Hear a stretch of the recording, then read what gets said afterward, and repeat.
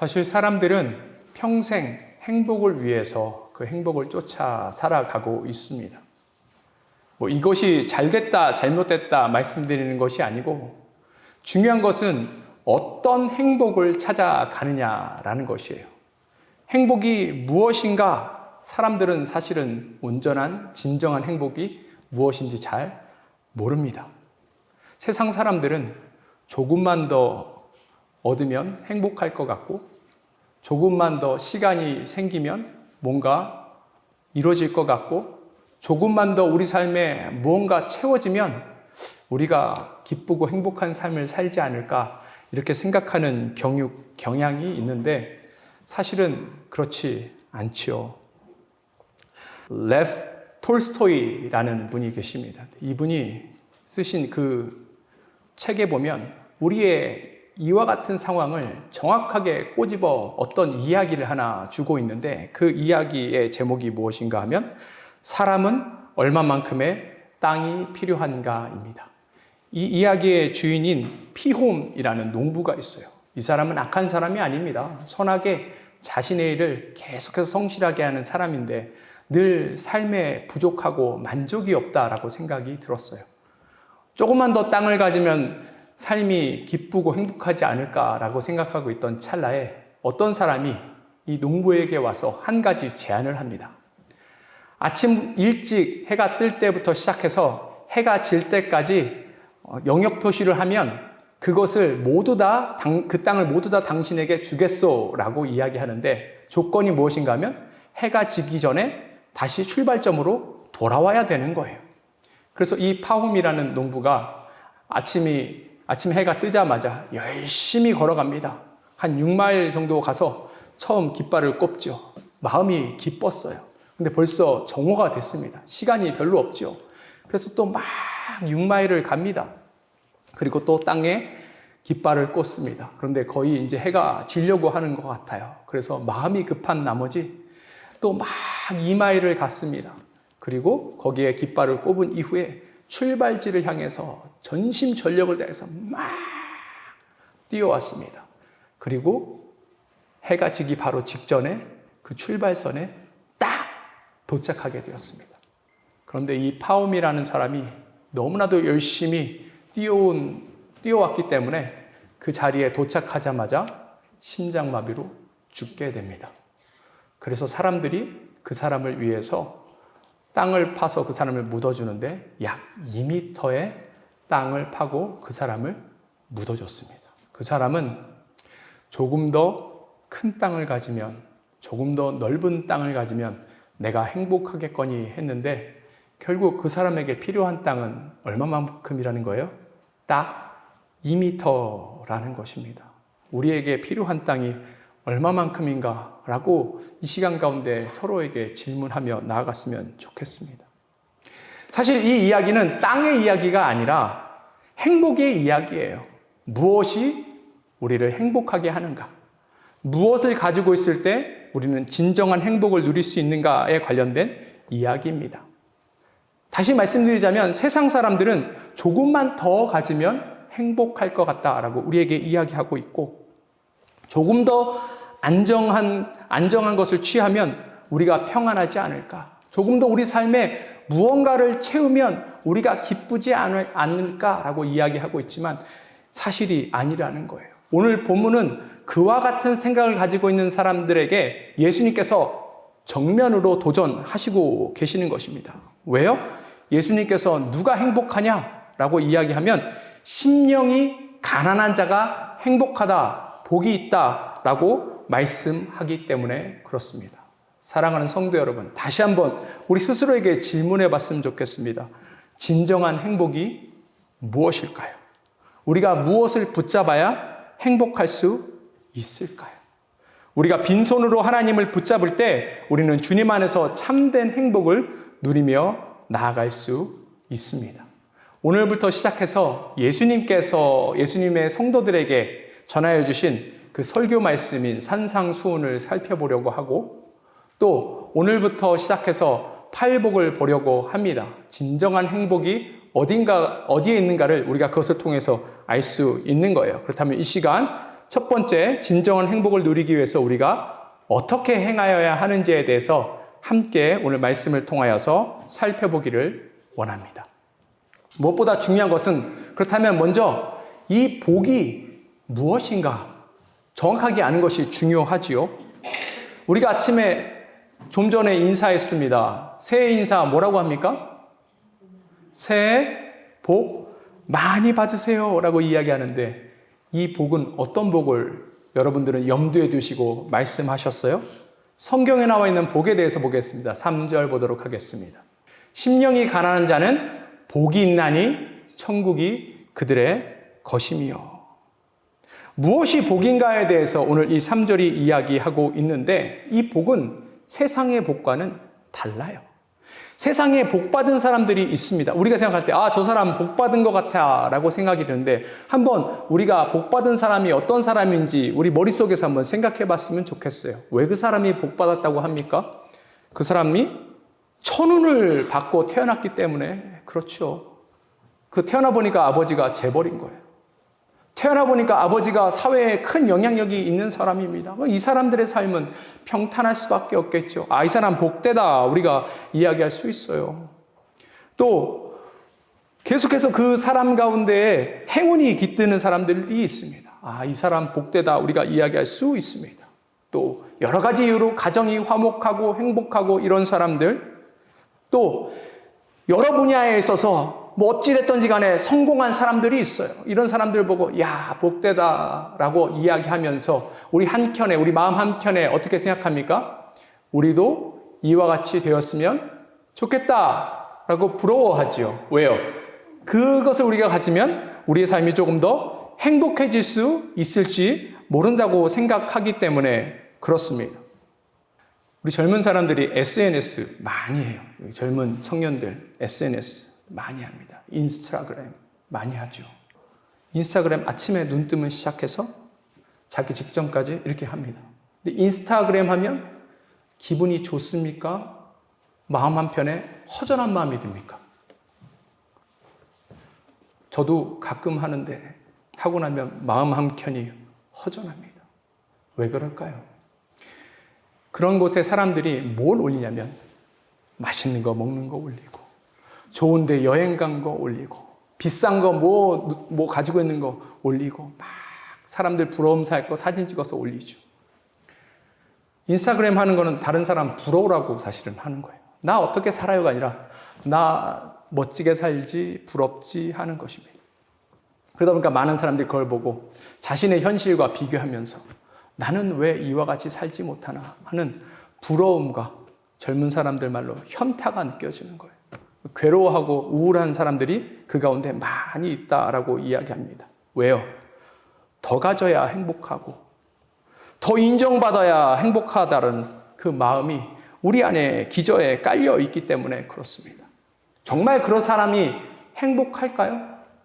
그 관점에 보면 인류 역사상 가장 행복한 사람이 성경에 한 명 나옵니다. 그의 이름은 바로 다윗의 아들 솔로몬입니다. 솔로몬이 얼마나 큰 축복을 받았는지 몰라요. 솔로몬은 하나님으로부터 지혜도 받고 재산도 받고 힘도 받고 여러 가지를 받았습니다. 그리고 그 모든 것들을 다 누리고 살았던 거예요. 그의 지혜가 얼마나 뛰어나면 멀리서 그 지혜에 대한 소문을 듣고 많은 사람들이 찾아올 정도였습니다. 그리고 아내도 엄청 많았어요. 몇 명 있대요? 무려 1000명이나 있었다라고 합니다. 세상에 있는 모든 것들을 다 누린 사람이에요. 이 사람 행복한 사람일까요? 행복해 보이죠. 근데 이 사람이 인생의 마지막에 스스로 뭐라고 고백했는지 전도서 1장 2절 보도록 하겠습니다. 전도자가 이르되 헛되고 헛되며 헛되고 헛되니 모든 것이 뭐래요? 헛되도다 라고 이야기하고 있어요. 지금 헛되다라는 단어가 몇 번 나옵니까? 5번 나와요. 5번. 근데 이 헛된 것이 얼마나 헛된가에 대해서 이야기할 때 그 다음 구절에 보면 3번 나옵니다. 이 히브리어는 그 최상급이 없어요. 무슨 얘기냐면 뭐 영어 같은 경우에는 good, better, best 이렇게 있잖아요. 근데 히브리어는 그게 없어서 최상급을 표현할 때는 같은 단어를 3번 얘기해요. 그러니까 헛되다는 얘기는 엄청 헛되다는 얘기예요. 그죠? 최상급을 이야기하는 것입니다. 그의 삶이 헛되다는 거예요.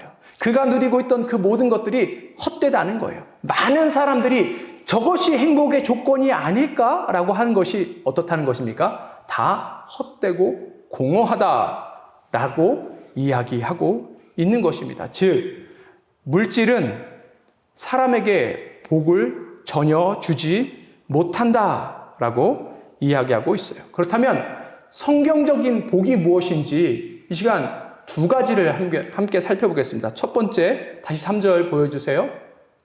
심령이 가난한 자는 복이 있나니 라고 이야기하고 있는데 우리말 성경에는 이 뉘앙스가 별로 살아나지 않지만 영어 성경을 보면 그 원어의 뉘앙스를 볼 수 있는데 복이 있나니라는 단어가 뭘로 어떻게 쓰여 있어요? blessed. blessed는 passive, 수동태입니다. 즉 무슨 얘기예요? 복은 누군가에 의해서 얻어지고 받아진다 라는 것을 지금 이야기하고 있는 것이죠. 누가 복을 주시는 거예요?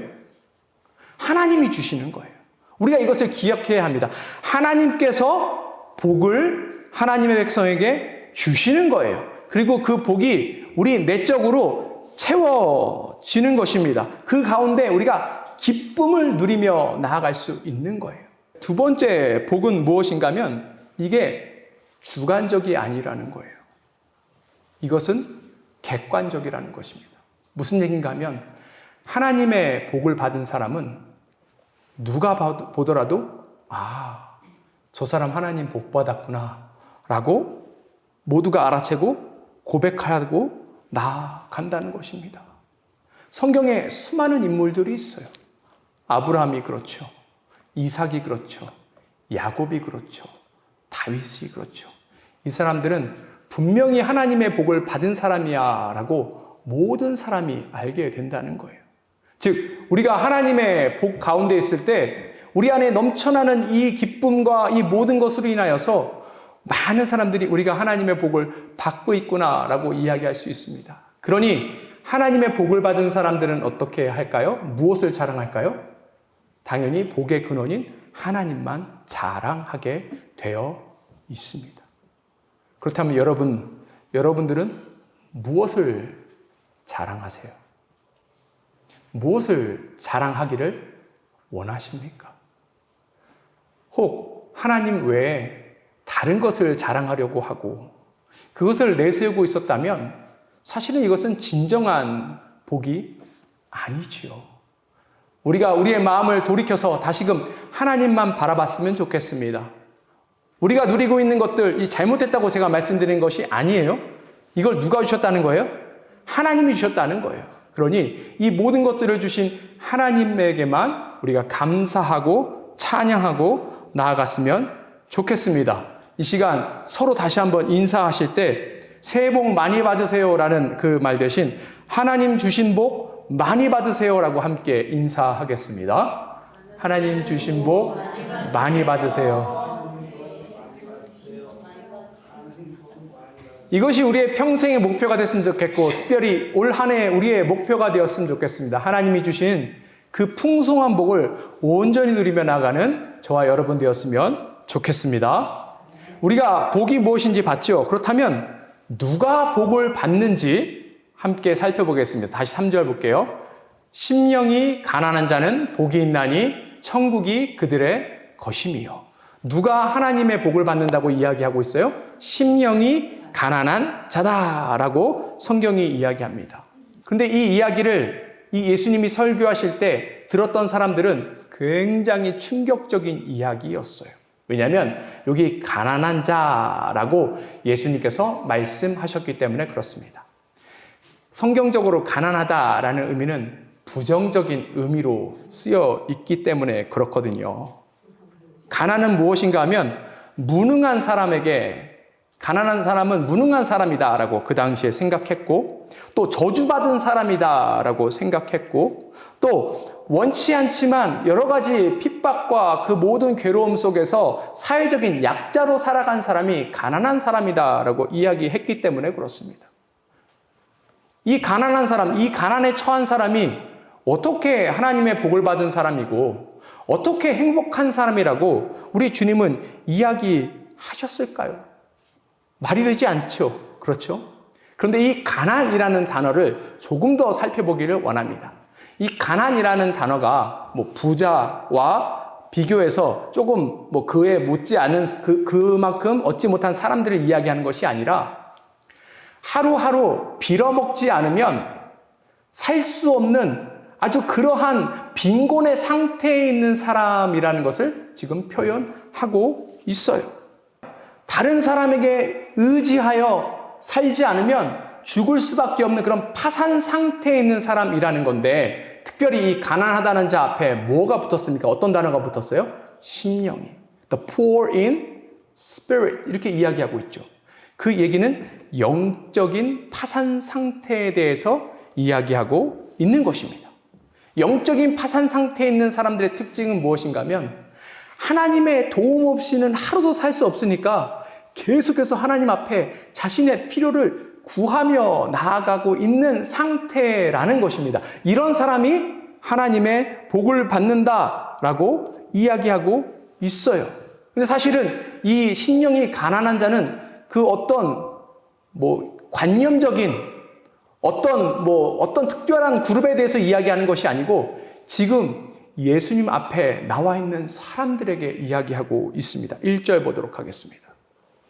예수께서 무리를 보시고 산에 올라가 앉으시니 제자들이 나온지라. 예수님은 지금 이 무리를 향하여서 당신들은 심령이 가난한 사람들입니다 라고 이야기하고 있는 거예요.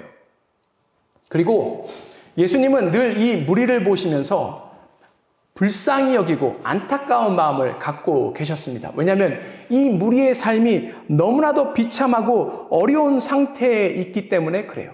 생각해 보세요. 지금 예수님 앞에 누가 몰려와서 예수님의 말씀을 듣고 있을까요? 이 자리에 바리새인들이 있었을까요? 아니요. 이 자리에 제사장들이 앉아 있었을까요? 아닙니다. 이 자리에 왕들이 앉아 있었어요? 아니요. 그렇다면 이 자리에 누가 앉아 있습니까? 예수님이 도와주지 않으면 안 되는 사람들, 자신의 필요가 예수님이 꼭 채워지기를 바라며 나아가는 사람들이 이 자리에 있었다라는 것입니다. 한국에 아주 나쁜 사회적인 현상이 하나 생겼습니다. 혹시 개근거지라는 말 들어보셨어요? 개근거지? 그게 무엇인가 하면 이제 한국이 이제 잘 사니까 해외여행 막 다니잖아요. 그래서 있는 집 애들은 학교 중간에 이렇게 해외여행 갑니다. 근데 학교를 빠질 수 없으니까 현장 실습이라는 명목으로 그렇게 해서 해외여행을 다녀요. 근데 여유가 없는 사람들은 해외여행 못 가죠. 해외여행커녕 국내 여행 가기도 어렵죠. 그러면 그 가난한 사람들의 자녀들은 어떻게 될까요? 현장 와서 한 번도 못 하고 맨날 학교에 오죠. 그래서 개근상 받는 사람들은 다 가난한 사람이다 라는 것에서 개근거지 이런 얘기가 있습니다. 이게 어느 지역에 있는 한 학교를 이야기하는 것이 아니라 전반적인 한국의 분위기가 그렇다는 거예요. 이 개근거지라는 것을 들은 아이들의 그 마음이 어떨까요? 얼마나 이 사람들 비참할까요? 그렇죠. 여러 가지 사회적인 문제 때문에 이 아무 죄 없는 아이들이 상처받는 거예요. 그리고 개근한 게 얼마나 좋습니까? 이 성실하다는 증거 아닙니까? 저 어렸을 때는 아파도 학교 가야 된다고. 나는 학교 가기 싫은데 엄마가 학교 가라고. 죽어도 학교 가서 죽으라고. 제가 학교에 그러한 열정이 있는 것이 아닌데 왜 학교 가서 죽으라 그러냐고 어렸을 때 막 울었던 생각이 납니다. 성실을 가리키는 것이죠. 근데 그런 것들이 잘못됐다는 것을 사회적으로 인식시키고 얼마나 이 사람들 비참하고 괴롭고 힘듭니까? 제가 캘리포니아에서 사역할 때 아주 부자들이 사는 지역에서 사역했습니다. 캘리포니아의 분당이다 막 이렇게 불리우는 곳에서 사역했는데 사람들이 부유하니까 나이스할 것 같지만 그 나이스함 속에 얼마나 악한 것이 있었는지 몰라요. 거기서도 제가 사역하면서 얼마나 진짜 속된 말로 더럽고 치사하고 막 이런 것들 겪었는지 모릅니다. 얼마나 텃세가 센지 몰라요. 얼마나 그때 마음이 가난하고 비참하고 괴로운지 모릅니다.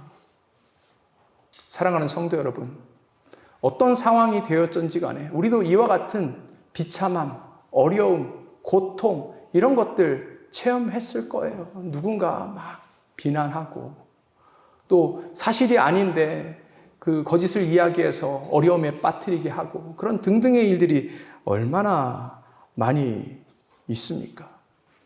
예수님 주변에 있는 사람들은 다 그와 같은 사람들이었다는 거예요. 그런데 그와 같은 사람들만 예수님이 모으신 겁니까? 아니죠.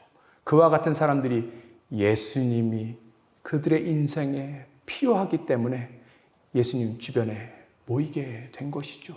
이 결과 어떤 은혜를 받습니까? 이들의 아픔과 고통과 그 모든 것들이 해결되는 은혜를 받지 않습니까? 시편 34편 6절 보도록 하겠습니다. 이 공고한 자가 부르짖음에 여호와께서 들으시고 그의 모든 환난에서 구원하셨도다. 이 곤고한 자는 누구예요? 밑에 성경 보니까, 영어 성경 보니까 poor man 이렇게 이야기하죠. 그럼 누구예요? 오늘 본문에 얘기한 심령이 가난한 자죠. 심령이 가난한 자는 하나님 앞에 부르짖습니다. 그때 하나님께서 어떻게 하시는 거예요? 그의 모든 환난에서 구원해 주시는 것이죠. 그래서 이것이 복이다 라고 이야기하는 것이고, 이 복은 심령이 가난한 사람만 누리며 나아갈 수 있는 것이다 하는 것이고, 그러므로 인해서 그 안에 충만한 기쁨을 누리며 나아갈 수 있는 것입니다. 그런데 우리가 이와 같은 온전한 복을 누리고 있나요? 여러분들 이와 같은 복을 누리고 계십니까? 잘 안 될걸요? 왜냐하면 우리는 너무 부유해요. 부유합니다. 한번 교회 역사상 어느 때에 교회의 부흥을 이루고 또 성도들의 삶이 건강하고 또 성장했는지 생각해 보세요. 한국에 언제 교회가 성장했을까요? 60, 70년대에 한국 교회가 폭발적으로 성장합니다. 왜요? 그때는 우리가 심령이 가난했기 때문에 그래요. 그래서 하나님의 복을 누리며 나아갑니다. 반면에 유럽 교회들이 왜 약할까요? 유럽이 부유해졌기 때문에 그렇죠. 부가 잘못된 것은 아니지만 부는 우리가 영적으로 성장하는데 큰 걸림돌이 되는 것도 사실입니다. 왜요? 더 이상 우리 인생에 하나님이 필요 없거든요. 뭐니 해도 뭐가 최고예요? 이런 이야기를 우리가 하지요. 그리고 사람들이 수긍합니다. 근데 어디 거기에 하나님의 은혜가 있고 거기에 어디에 하나님이 주시는 축복이 있을 수 있겠습니까? 우리가 우리 스스로 하나님 필요 없어요. 나는 내 스스로 행복하고 잘 삽니다. 라고 이야기하는데 거기 어디 복이 있겠습니까? 세상적으로 만족하는 사람, 자신의 삶을 만족하는 사람은 영적인 간절함이 없게 되겠지요. 이 상태를 성경은 뭐라고 이야기하냐면 마음에 교만이 들어왔다라고 이야기합니다. 교만한 자는 하나님이 결단코 쓰시지도 않을 뿐더러 거기에 하나님의 축복이 임하지 않습니다. 거듭 말씀드리지만 제가 가난하라고 말씀드린 것이 아니에요. 성경에도 하나님의 은혜로 하나님의 축복으로 부자인 사람들이 많았습니다. 아브라함도 부자였고 이삭도 부자였고 야곱도 부자였고 다윗도 부자였고 또 삭개오라는 사람도 부자였습니다. 그런데 이 사람은 태생적으로 세상에 핍박을 받고 있던 사람이에요. 비참한 삶을 살고 있던 사람입니다. 돈은 많지만 키가 작으니 사람들이 저주받았다 이야기하고 그래서 돈을 많이 끌어모아서 이걸로 행복을 삼고 살려고 하다 보니까 그 당시 유대 사회에서 가장 천한 직업이라고 하는 세리를 하게 되고 그러므로 인해서 사람들에게 또 손가락질 받게 됩니다. 그러다 보니까 이 사람이 돈은 많아도 여전히 심령이 가난한 거예요. 그래서 예수님이 그의 마을에 온다라는 소식을 듣고 그 간절한 마음에 이 삭개오가 뭘 했습니까? 뽕나무에 올라가서 예수님을 만났죠. 그때 예수님이 뭐라고 이야기하세요? 삭개오야, 내가 오늘 너의 집에 뭐래요? 거하여야겠다. 이 의미는 무엇인가 하면 내가 이제 너의 인생의 주인이 되겠다라는 뜻입니다. 사랑하는 성도 여러분, 우리가 이와 같은 간절함으로 하나님 앞에 나아갔으면 좋겠습니다. 여러분, 솔직히 얘기해서 예수님 없이 살 수 있어요? 예수님 없이 살 수 있습니까? 아니에요. 우리는 예수님의 은혜 없이는 단 한순간도 살 수 없습니다. 그런데 오늘 아침 우리 마음이 예수님의 영으로 충만했습니까? 다시 다른 말로 바꿔서 이야기하면 하나님 앞에 예배드리러 나오는 그 마음이 기쁨이 가득했냐는 거예요. 예수님 만날 마음으로 기쁨이 가득했냐는 거예요. 아니라면 이 시간 다시금 우리의 마음을 점검하고 예수님으로 우리의 마음을 가득 채워서 예수님 앞에 온전히 나아감으로 이 예수님께서 주시는 이 놀라운 축복과 은혜 가운데 나아가는 우리 모두가 되었으면 좋겠습니다. 우리가 복이 무엇인지 살펴봤고 그렇다면 누가 복을 받는지에 대해서 보았습니다. 근데 이 심령이 가난한 사람이 복을 받는데 그럼 이 심령이 가난한 자가 얻는 복이 무엇인지 함께 보도록 하겠습니다. 다시 3절 보도록 하겠습니다. 심령이 가난한 자는 복이 있나니 천국이 그들의 것이니요. 심령이 가난한 자가 받는 복이 뭐라고 성경에 이야기하고 있어요? 천국이요, 천국. 근데 특별히 뭐라고 얘기해서 천국이 누구의 것이래요? 가난한 자의 것이다. 하나님의 은혜를 구하는 자의 것이다. 라고 이야기하고 있습니다.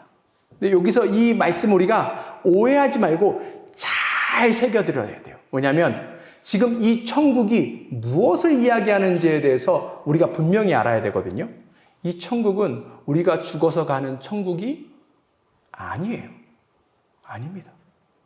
그렇다면 이 심령이 가난한 사람들은 얼마나 괴롭겠습니까? 지금 삶이 어렵다고 이야기했잖아요. 여러 가지 사회적인 또 문화적인 것들 때문에 압박받고 핍박받고 고난받고 괴로워하는 사람들인데 그럼 이 사람들이 죽을 때까지 계속 그런 고난 가운데 살아야 되는 것인가? 이게 말이 되지 않는 것이죠. 그렇다면 이 천국은 무엇인가? 여기서 힌트를 얻을 수 있는 게 무엇인가 하면 여기 천국이 그들의 것이미요 라고 얘기했을 때 이 동사의 시제입니다.